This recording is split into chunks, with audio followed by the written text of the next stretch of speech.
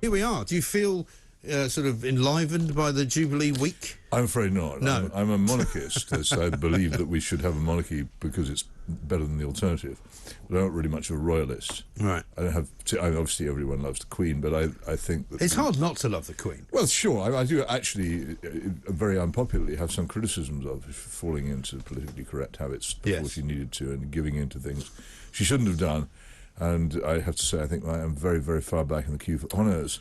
But she's obviously who can dislike the nation's grandmother or indeed great grandmother on occasion like this? But I believe in monarchy as a principle rather than being a great adorer of individual members. So you're not one of those who worries about the kinds of people she has to mix with and consort with. For example, you know, the president of China or the head of Saudi Arabia's royal family. I feel for her, and I have to say I think the Foreign Office should be a good deal more careful about making use of her on those occasions. I think particularly our grovelling to Saudi Arabia and to People's Republic of China in recent years has been quite shocking. Yes. And the way in which the Chinese leaders are allowed to come here and they get the police are actually given, and they silence the job of actually pushing protesters away, while the Chinese fake crowds are allowed to hang around, presumably for the sake of Chinese TV, to give the impression that he's popular. It's been quite shaming. And that is pretty shameful. The whole Saudi business, how anybody can go on about how dreadful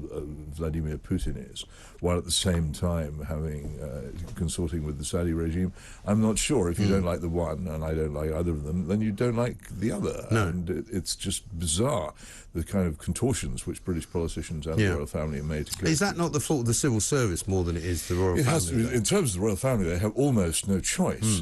Though I have to say, I think if the Queen put her foot down very hard and said, "Look, I'm sorry, I'm not doing this," they would have to hang. Do you have any hope that Charles might be that man? He might say, "Actually, I'm not going to talk to these people." You know that he's made very rude remarks, the appalling Waxworks diary entries about the Chinese leadership. So who knows? Maybe so. Maybe that will be the modernisation. Maybe that will be the final modernisation. It's perfectly reasonable. Every country, unless it's super rich and enormously powerful, has to make compromises with horrible regimes. But you can go too far. You can grovel too much. And I think this country does grovel too much. I think so, because also the people who are in those places, like the King of Saudi Arabia or the Crown Prince or whatever, will show him shaking hands with the Queen as if that makes it okay. Of course, it's a hugely important endorsement to them. And it's really important. And again, in China, the Chinese state TV will be showing when the president of China comes here, the glittering banquet and the Queen and everything else, because they'll be saying to people, "Look, even the British approve of your president." So anybody. So it must be fine. Well, and also, how demoralising must that be for those people in China who believe in freedom of speech and democracy and who are against the horrible persecution of the Uyghurs? So to see the world's oldest democracy consorting happily and smiling and shaking hands with such a leader. I know, extraordinary stuff. Let's move on to an age-old argument about pounds and ounces and the return of the non-metric system, as many people would remember it, I suppose. I mean, 1971 was decimalisation. I can't actually remember when we lost the system we never did. Of weights and measures. It's a fascinating thing. There's never been legislation about it. Right. Just as there was never a report which recommended that the currency should be decimalised. There was just one on which sort of happened. No, there was a report on which sort of decimalisation we should have. Right.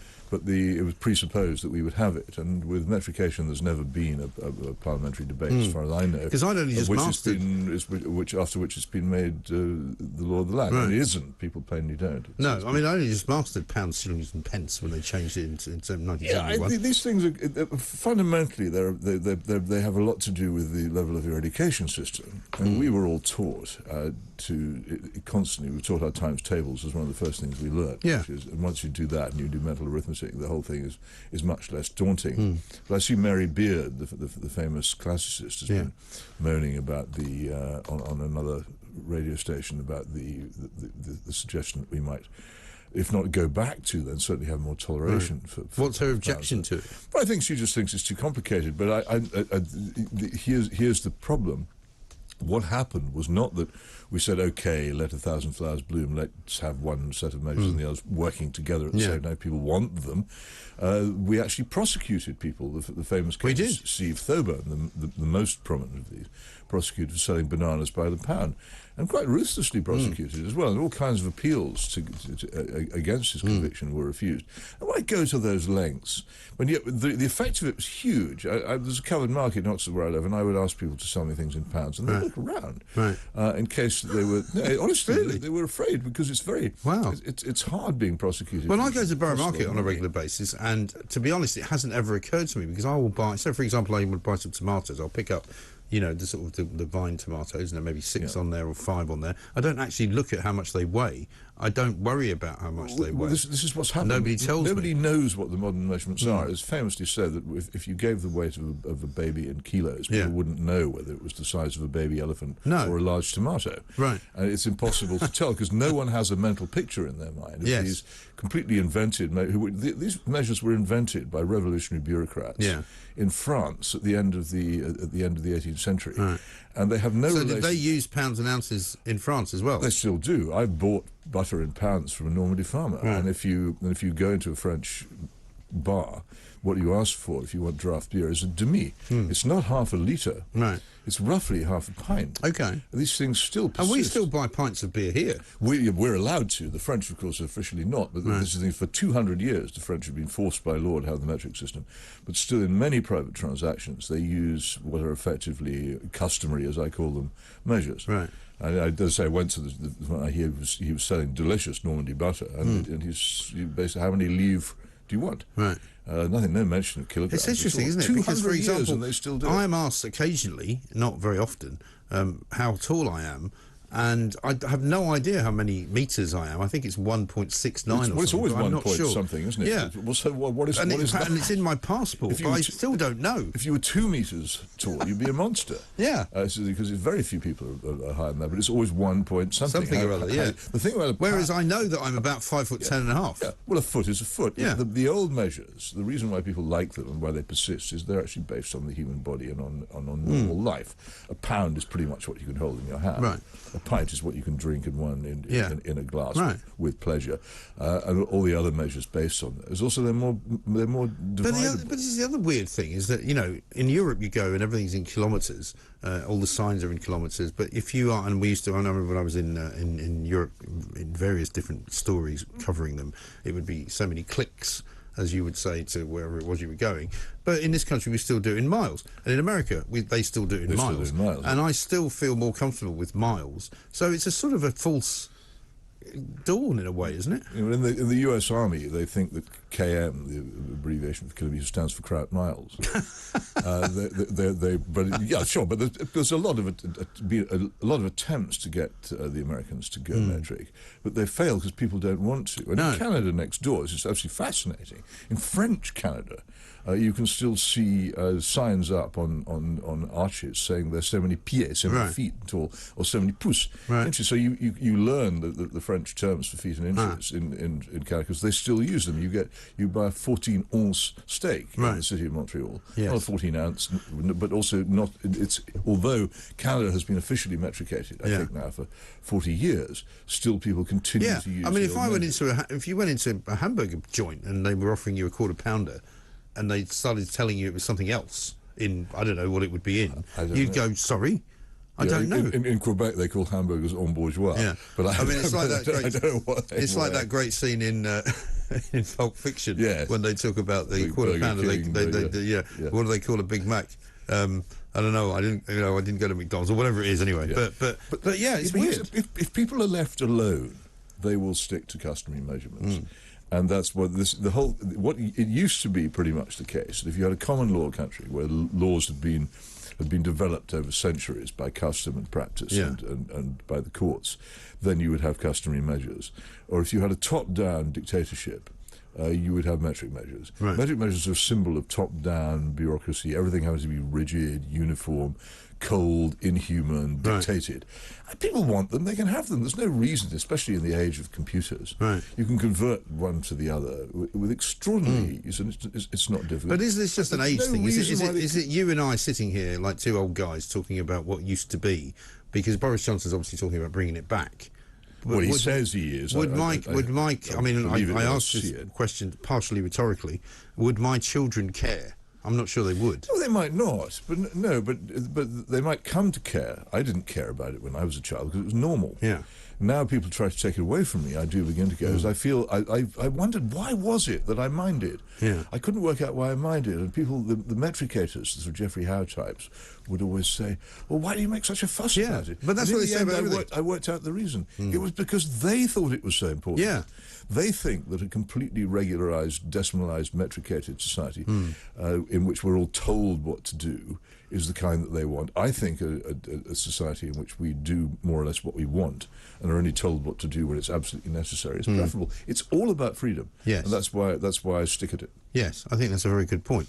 We will talk more about this. We'll also talk about the demise of the family and the demise of marriage. Peter wrote about that this weekend. We'll talk about Ukraine as well, and much else besides. 0344 499 1000. It is Jubilee week. I'm not ashamed at all to say that we're going to be doing it all week. In fact, by the end of the week, I might even be waving little flags just to wind you all up, particularly if you don't like Britain, in which case you obviously read The Guardian. This is talkTV.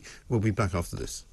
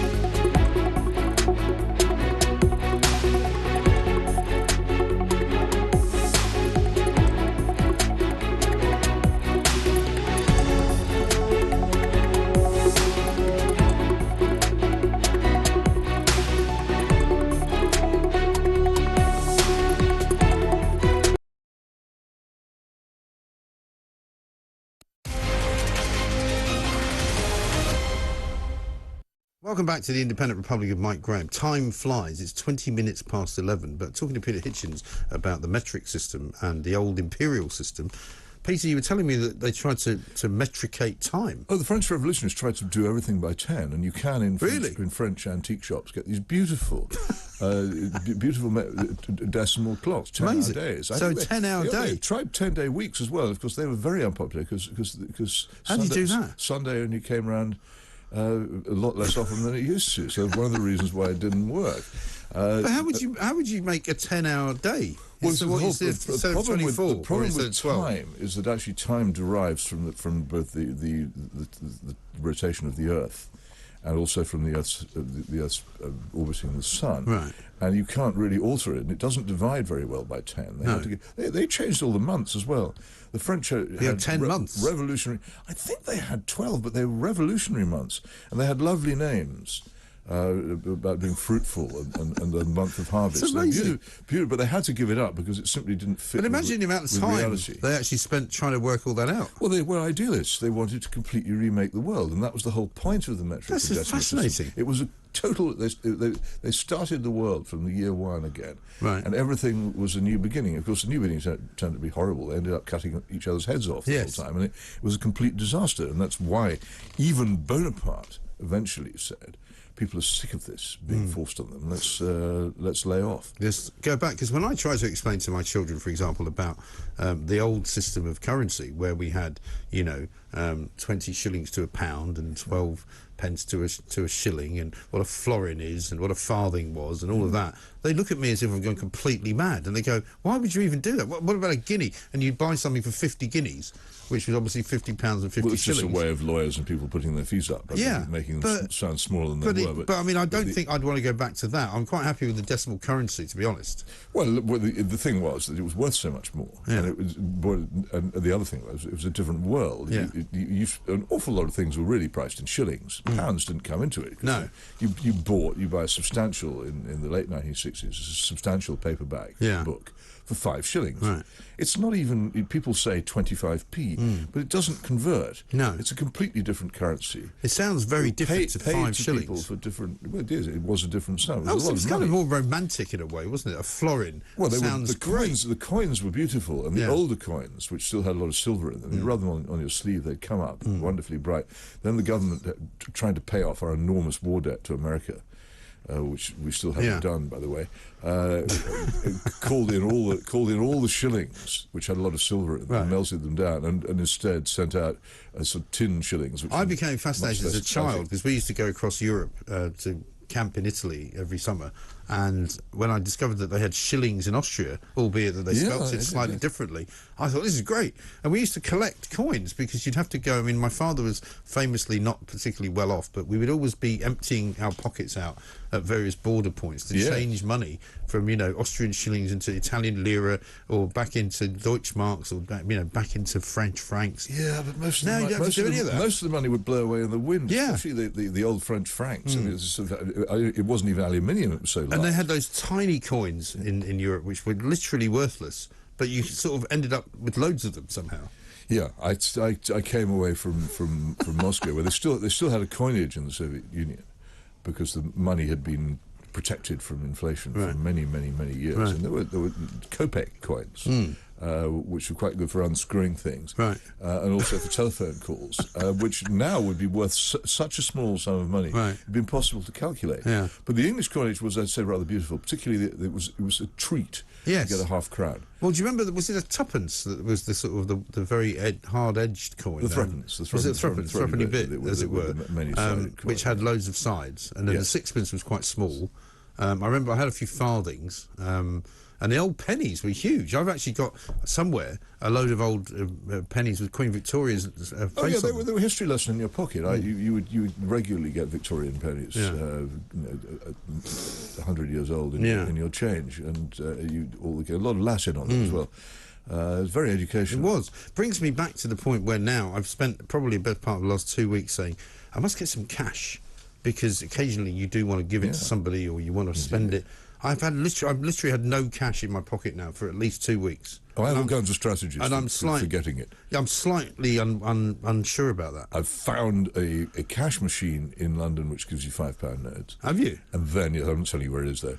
And then, and then in case other people. And then I use that. I pay for things. Right. For this, and then we've actually got a cash machine change in the canteen downstairs on the 14th floor. Yeah, but I keep forgetting. 20s. I think it's 10s and 20s. Yeah, it gives you 20s all the time, and nobody wants £20 notes. I sort of don't want to stop talking about this, but we should. No, sorry, but it's fascinating. It's it really is, because it's all part of our former life, really. which is now no more. It was a big part of our life, and if you're reading books set in that period, you wonder what on earth. My father, here's a weird one for you. My father used to, there was a period of my childhood when I used to get little warts on my hands, and he used to buy the wart by putting a penny on it, which would apparently, because of the copper, somehow it made the wart go away. I don't know how that works. They were real copper. Copper is supposed to be great specific, isn't it? But they were written now. I think if you can pick most British coins up with a magnet. Yeah.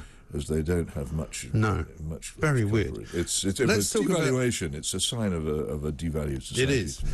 Finally, we have time. Let's talk about something controversial. You spoke about the Dickensian hell of so many children in this country now.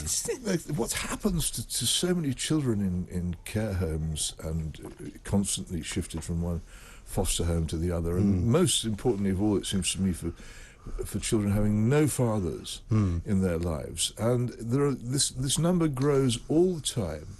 And people say, there's a great report about it last week saying it was awful and there was going to be more of it.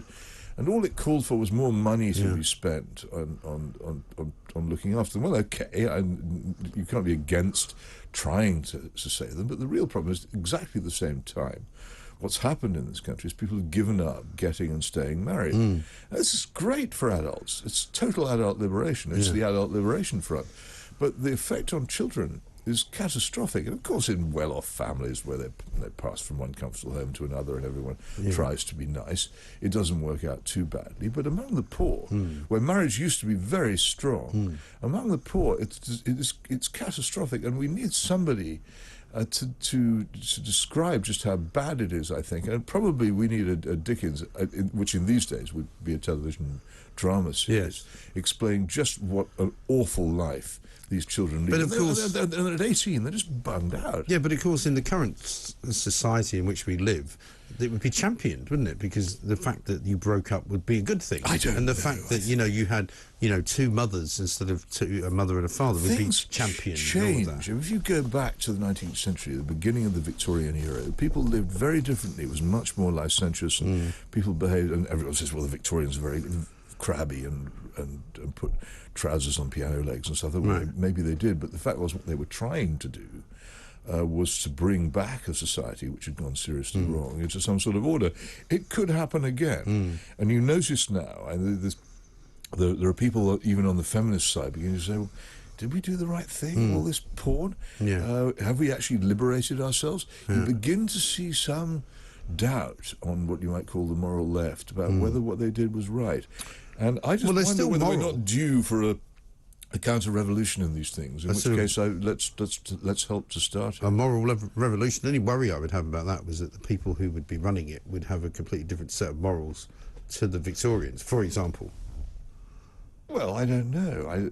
There's a lot good about Victorian. So you would be considered to be evil, right, because you're a traditionalist, and I would probably be considered to be wrong because I was quite aligned with you. It would be ridiculous. Well, yeah, I shall probably be dead during all this. This is really for the next generation to get a grip on. But I do sense that there is some beginning sign among the people who've launched all the porn and the end of marriage.